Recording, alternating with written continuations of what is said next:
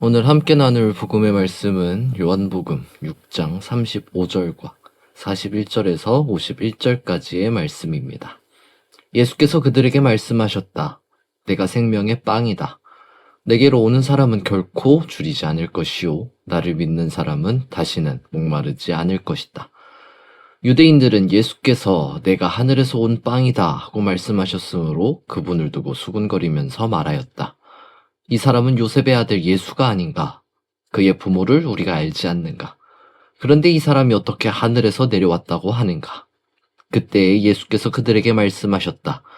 서로 수군거리지 말아라. 나를 보내신 아버지께서 이끌어주지 아니하시면 아무도 내게 올 수 없다. 나는 그 사람들을 마지막 날에 살릴 것이다.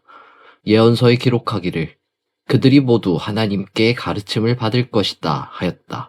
아버지께 듣고 배운 사람은 다 내게로 온다. 이 말은 하나님께로부터 온 사람 외에 누가 아버지를 보았다는 것을 뜻하지 않는다. 하나님께로부터 온 사람만이 아버지를 보았다. 내가 진정으로 너희에게 말한다. 믿는 사람은 영생을 가지고 있다. 나는 생명의 빵이다. 너희의 조상은 광야에서 만나를 먹었어도 죽었다. 그러나 하늘에서 내려온 빵은 이러하니 누구든지 그것을 먹으면 죽지 않는다. 나는 하늘에서 내려온 살아있는 빵이다. 이 빵을 먹는 사람은 누구나 영원히 살 것이다. 내가 줄 빵은 나의 살이다. 그것은 세상에 생명을 준다. 주님의 말씀입니다. 창조주이신 하나님과 우리 구원자이신 예수 그리스도께서 주시는 은총과 평화가 함께 말씀을 나누는 여러분에게 가득하시길 빕니다. 지난 주일에 이어 요한복음의 말씀이 이어지고 있습니다. 지난 주일에 자신을 가리켜 생명의 빵이라고 말씀하신 예수의 모습을 보았고 그 말씀 속에서 우리는 아는 사람이 성숙한 그리스도인이라는 것을 나누었습니다. 무리들처럼 잘못 알고 이해하는 것이 아니라 예수를 바로 알아야 한다는 것이었죠. 오늘 우리가 마주한 복음의 말씀은 예수께서 그렇게 하신 말씀에 대한 사람들의 반응부터 이야기가 시작됩니다. 그 이야기 속에서 우리가 마주하는 성숙한 그리스도인의 모습은 무엇일까요? 함께 말씀 속으로 들어가 봅니다. 오늘 복음의 시작은 지난 주일에 본 것처럼 예수께서 자신을 가리켜 생명의 빵이라고 언급하는 것부터 시작합니다. 그러자 사람들의 반응이 이렇습니다. 본문 41절과 42절은 이렇게 이야기합니다. 유대인들은 예수께서 내가 하늘에서 내려온 빵이다 하고 말씀하셨으므로 그분을 두고 수군거리면서 말하였다. 이 사람은 요셉의 아들 예수가 아닌가? 그의 부모를 우리가 알지 않는가? 그런데 이 사람이 어떻게 하늘에서 내려왔다고 하는가? 사람들의 반응이 이렇게 나타날 수밖에 없었을 겁니다. 왜냐하면 그들이 바라보고 이해했던 예수의 모습은 그런 모습이 아니었거든요. 정치적인 메시아의 모습을 그렸고 자신들을 압제해서 구해낼 그런 위인으로 바라보았던 사람들을 향해 예수는 자신을 가리켜 생명의 빵이라고 이야기하니 그 말을 어떻게 바로 이해하고 받아들일 수 있었겠어요. 그래서 사람들은 예수의 출신을 언급하면서 그를 의심합니다. 그런 사람들을 향해 예수는 이야기합니다. 다시 한 번 더 자신을 생명의 빵이라 이야기하는 예수는 이게 어떤 의미인지에 대하여 이야기합니다. 오늘 본문 48절에서 51절까지 예수는 이렇게 말합니다. 나는 생명의 빵이다. 너희의 조상은 광야에서 만나를 먹었어도 죽었다. 그러나 하늘에서 내려오는 빵은 이러하니 누구든지 그것을 먹으면 죽지 않는다. 나는 하늘에서 내려온 살아있는 빵이다. 이 빵을 먹는 사람은 누구나 영원히 살 것이다. 내가 줄 빵은 나의 살이다. 그것은 세상에 생명을 준다. 예수는 자신을 생명의 빵이라고 소개하면서 이스라엘의 조상들이 먹었던 만나와 비교하며 자신을 이야기합니다. 그런데 왜 하필이면 만나일까요? 만나와 생명의 빵 사이에 있는 공통점 때문에 예수는 만나를 끄집어 가지고 옵니다. 히브리 성서에서 보면 만나는 하늘에서 내려온 것으로 묘사됩니다. 출애굽기 16장 4절에선 이렇게 이야기합니다. 주님께서 모세에게 말씀하셨다. 너희가 먹을 것을 하늘에서 비처럼 내려줄 터이니 백성이 날마다 나가서 그날 먹을 만큼 거두어 들이게 하여라. 이렇게 하여 그들이 나의 지시를 따르는지 따르지 않는지 시험하여 보겠다 하고 이야기합니다. 또 시편 78편 24절에서는 만나를 비처럼 내리시어 하늘 양식을 그들에게 주셨다라고 표현하기도 하죠. 여기에 덧붙여서 오늘 본문 51절에서 예수는 자신을 가리켜서 하늘에서 내려온 살아있는 빵이라고 이야기합니다. 이렇게 예수와 만나는 공통적으로 하늘에서 내려왔다는 점을 가지고 있습니다.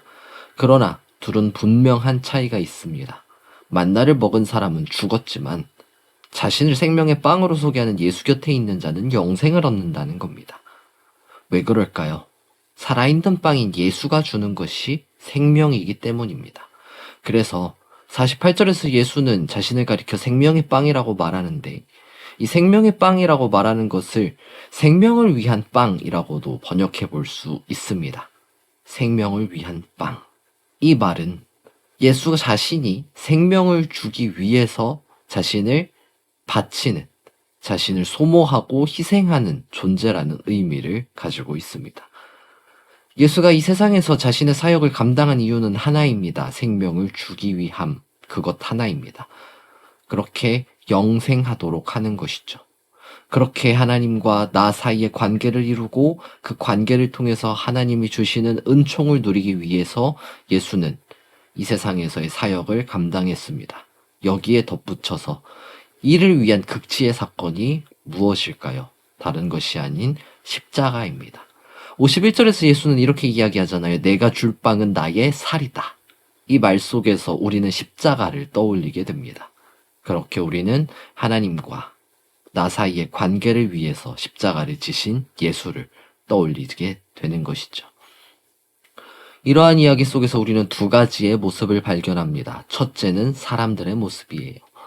지난 주일에 보았던 모습이 비슷하게 이어집니다. 사람들은 이해하지 못해요. 물론 이야기 속에 등장하는 사람들 중에는 예수의 말을 이해한 사람이 없진 않았을 겁니다. 사람들의 이해도는 모두 다르니까요. 그런데 본문에서 보여주는 사람들의 반응은 이해하지 못한 사람들입니다. 왜 이해하지 못했을까요? 오늘 본문 속에서 보여주는 이야기 가운데 이해하지 못한 이유는 분명합니다. 그들이 가지고 있던 예수에 대한 오해도 있었지만 그들에게 열리지 않았기 때문이에요. 본문 44절에서 46절은 이렇게 이야기합니다. 나를 보내신 아버지께서 이끌어주지 아니하시면 아무도 내게 올 수 없다. 나는 그 사람들을 마지막 날에 살릴 것이다. 예언서에 기록하기를 그들이 모두 하나님께 가르침을 받을 것이다 하였다. 아버지께 듣고 배운 사람은 다 내게로 온다. 이 말은 하나님께로부터 온 사람 외에 누가 아버지를 보았다는 것을 뜻하지 않는다. 하나님께로부터 온 사람만이 아버지를 보았다. 라고 예수는 이야기합니다. 이 말씀 가운데 45절에서 예언서에 기록하기를 하면서 말하는 예수는 이사야의 말씀을 인용합니다.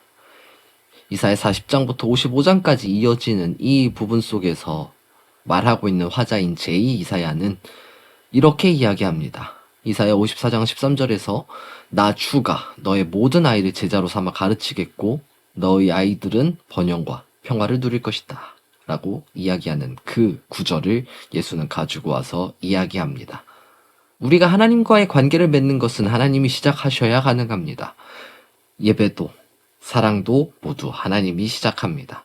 하나님이 이 길을 시작하시는 거에 대해서 우리는 반응하는 위치에 있죠. 그러니까 예수 주변에 있는 사람들의 반응이 예수를 제대로 이해하지 못하는 것으로 드러난다는 건 그들에게 하나님의 시작하심이 없었다는 말입니다. 근데 그렇게 놓고 보면 이상합니다. 우리가 알고 있는 하나님의 모습과는 다르기 때문이죠. 성서의 다른 곳에서는 이렇게 이야기합니다. 디모데전서 2장 4절에서 하나님께서는 모든 사람이 다 구원을 얻고 진리를 알게 되기를 원하신다라고 이야기합니다. 하나님의 의도는 그래요. 모든 사람이 알기를 원하십니다. 그런데 오늘 본문 속에 나타난 사람들의 모습은 알지 못합니다.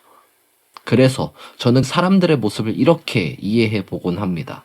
그 사람들은 하나님의 부르심에 응답하지 않았다고 말이죠. 하나님은 분명히 그들을 부르셨습니다. 하나님이 자신들을 부르셨다는 것은 아브라함 때부터 이어진 그들의 믿음이기도 합니다. 그런데 그들은 하나님의 부르심에 온전히 응답하지 못한 채 그들의 생각에 따라서 하나님이 원하시는 모습이 아닌 다른 반응을 보였던 것은 아닐까요? 이러한 사람들의 모습은 우리에게 역으로 성숙한 그리스도인의 모습이 어떤 모습인지를 보여줍니다. 오늘 우리에게 드러난 성숙한 그리스도인의 모습은 반응하는 사람입니다. 하나님의 부르심에 온전히 반응하는 사람 말이죠. 하나님의 부르심과 하나님께서 우리에게 주신 그 가르침에 온전히 반응하는 사람, 그 사람이 성숙한 그리스도인입니다. 그렇다면 여기에서 한 가지의 질문을 던져봅니다. 어떤 반응을 보여야 할까요? 우리가 보여야 하는 반응은 진정한 맞나요? 생명을 위한 빵인 그리스도와 같은 모습입니다. 바로 희생이라는 모습이죠. 앞에서 제가 그렇게 이야기했어요. 생명의 빵은 생명을 위한 빵이라고요. 이 빵은 자신을 바쳐서 타인을 살려내는 빵입니다. 예수가 그렇게 우리를 살리신 것처럼 말이죠. 우리는 예수의 제자들이잖아요. 제자는 스승의 뒷모습을 바라보면서 스승을 닮아가는 사람이라고 하더라고요. 그러면 우리의 모습도 예수와 같아야 합니다. 예수께서 자신을 희생해서 우리를 살린 것처럼 우리도 세상 속에 들어가 세상을 살리는 그런 빵이 되어야 한다는 말입니다. 이 모습이 어떤 모습인지 구체적인 그 모습 방향을 여러분에게 제시하지는 않겠습니다. 왜냐하면 함께 말씀을 나누는 여러분의 삶의 모습은 각기 다를 테니까요. 여러분의 삶 속에서 어떻게 세상에 들어가서 세상을 살려낼 수 있을지 여러분이 스스로 고민해 보았으면 좋겠습니다. 그리고 그 고민한 바를 삶의 현장 속에서 실현해 보기를 바라봅니다. 그렇게 삶을 살아갈 때 모든 지각 위에 뛰어난 하나님의 평강이 그리스도 예수 안에서 여러분의 마음과 생각을 지키실 것입니다. 아멘.